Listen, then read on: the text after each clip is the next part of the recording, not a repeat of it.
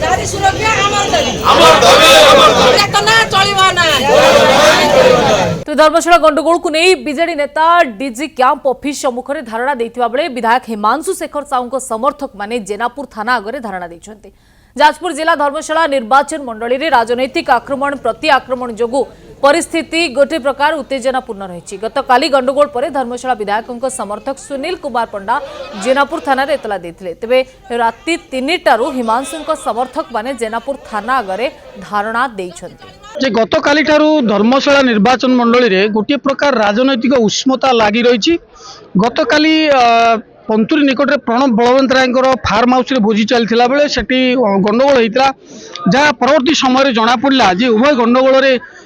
पूर्वतन बीजेडी विधायक प्रणब बलवंत राय समर्थक एवं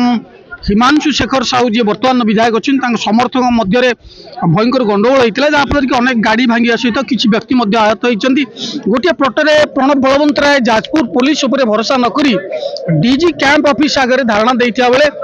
अन्य पटरे हिमांशु शेखर साहूर पाखापाखि 300 रु ऊर्ध्व समर्थक राति 3टारू जेनापुर थाना आगे बसी रही प्रतिवाद कर घटना जो मैंने संपृक्त अच्छा प्रणब बलवंत राय समर्थक से गिरफ्त कर उपयुक्त कार्यानुष्ठान नियाजाऊ। प्रकृत में कौन है घटना क्यों माने आक्रमण पछरे अच्छा कौन प्रकृत में कारण रही से विषय आसतु कथा धारणा स्थल अच्छा अनेक हिमांशु शेखर साहूर अनेक समर्थक अच्छा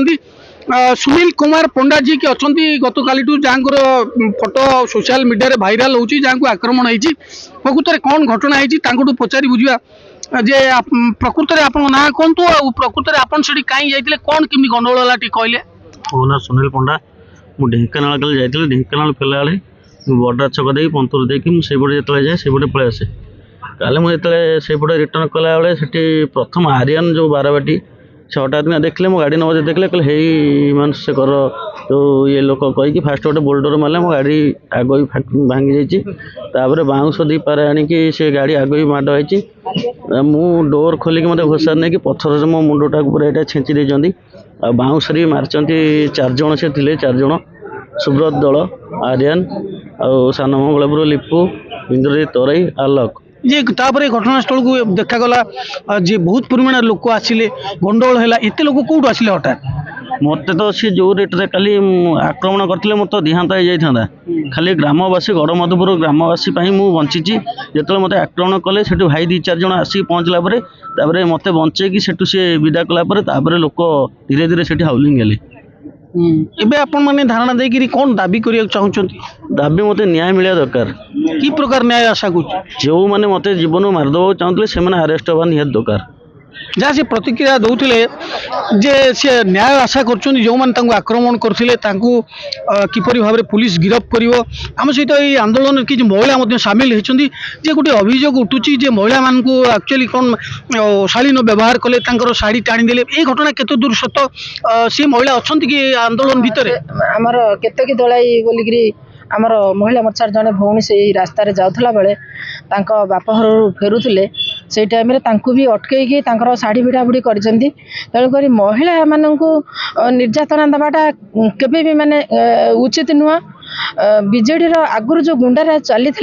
एबे भी माने सी भावुची माने 24 वर्ष पर एबे भी सी महिला मानक हैरान कर आम केबे भी बर्दास्त करूँ जेहेतु आम महिला भौणी की से हैरान कर धारणा बसीचु से जो धारणा बसी कौन दाबी आम से चाहूँ से आसामी की तुरंत गिरफ्त करा जाऊ पुलिस प्रशासन पाखे आम एतिकी गुहारी करुचु आम काली ठारू अभियोग आणिक जेनापुर थाना देला पर एपर्यंत किसी कार्यानुष्ठान ग्रहण करा जाइने तुरंत से गिरफ्त करा जाऊ आउ तुरंत कार्यानुष्ठान ग्रहण कर जाऊ आम भौणी की जो न्याय मिलू आम से पर्यंत पुलिस प्रशासन अपेक्षा ये धारणा बसीचु जे पर्यंत भौणी की न्याय न मिल आम से पर्यंत धारणा पुलिस बर्तमान गोटे बड़ चैलेंज सृष्टि होती प्रकृत में क्यों माने घटना संपृक्त अच्छा प्रकृत में किए क्या आक्रमण कर पुलिस तदंत हेले स्पष्ट हो पार। जाजपुर विमलपति कनक न्यूज।